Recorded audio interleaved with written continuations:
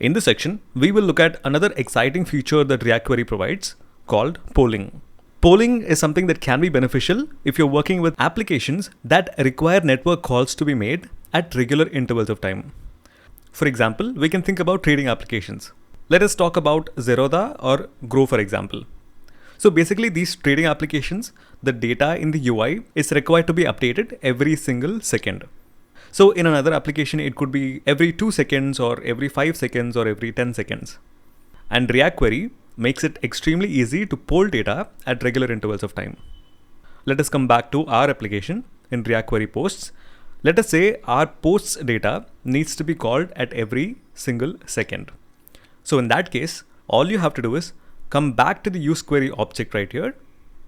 And then we can introduce another property here called refetch interval. By default, the value of the refetch interval is set to false.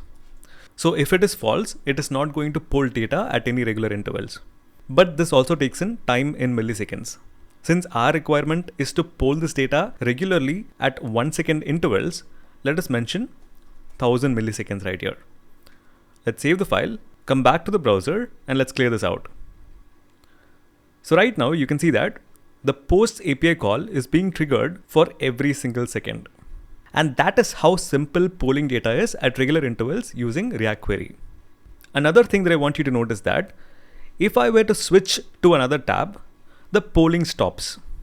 Okay, so this polling only continues as long as the current tab is in focus.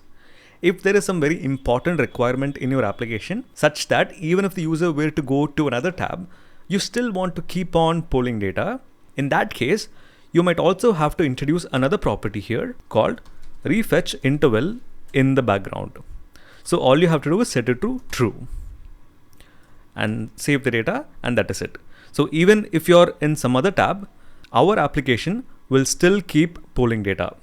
So I hope that you're starting to see the power of useQuery and how much it abstracts away. If we are required to build this feature out by ourselves, it could be a lot of headache and a lot of boilerplate, which useQuery provides right out of the box. So I hope you learned how to poll data using React Query. And if you're liking the course, please do leave a like and subscribe to the channel, and I'll see you in the next section.